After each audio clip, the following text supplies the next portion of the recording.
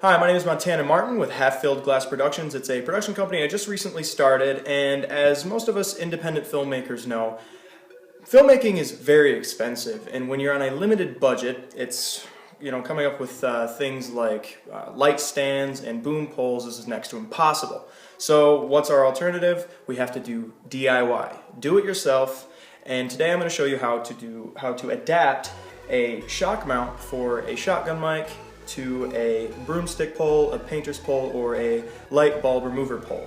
And it will be in the form of this right here. You can see it has the shotgun, the B&H, I got this from B&H Photo. It's a shock mount for my Audio-Technica shotgun mic.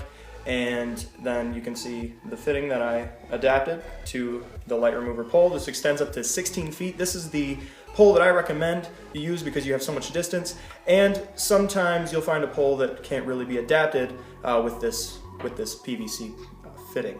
So without further ado, let me show you what all you need to make this DIY boom pole. As I said, it's a really simple build. You'll need one tool. It is a cordless drill.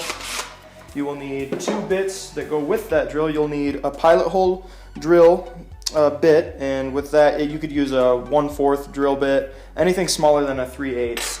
And then you will need a paddle bit or a spade bit. It's a 3/8 spade bit, and that's to fit the size of the bolt that goes with your shock mount. And then the 4 things that you'll need that make up the actual boom pole is obviously your shock mount. I got this from bnhphoto.com.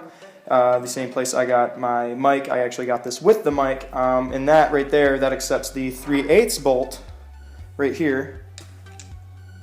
So as I said, you'll need the shock mount, a 3/8 bolt, probably about 1 inch. That's what I have here. You will need a PVC 1/2 inch cap, and you will also need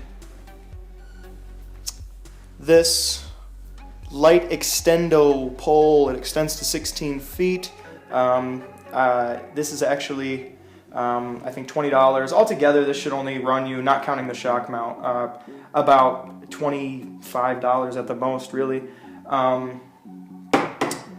So yeah, let's get to putting it together. So as I said, the one tool you'll need is this drill here. You'll put your pilot drill bit in there, put that in there, and then you will take your 1/2 inch cap with the threads. Make sure you get the one with the threads, and you will drill your pilot hole. Now, probably won't be that easy. Get a vise, put it in there, drill through. Just you need a tiny hole. That way you can use your paddle bit, put that in the drill, and then that will go through very easily. And it's a 3/8 paddle bit to fit your 3/8 bolt.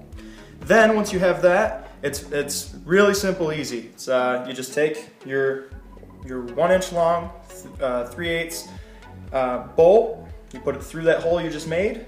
So you get this right here, and then you take your pole, you screw it on, and then from there you can test it as many times as you'd like. This will not come off.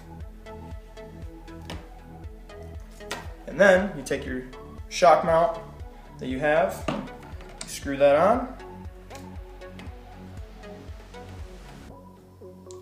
and then from there you can adjust it however you'd like, your shock mount, and then you can put the shotgun mic through the shock mount, and you will have your extension boom pole, and it is all for the low cost of around 25 bucks, not counting the shock mount.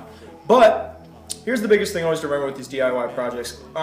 You build them, so you have to build them in a way that you can trust them. And because if you buy a $300 shotgun mic, you want to be able to trust your DIY project. And just remember, if you have the money to buy the professional grade stuff, just go ahead and spring for it, because those are certified to carry on these tasks of holding whether it be a tripod or a light stand or a boom pole.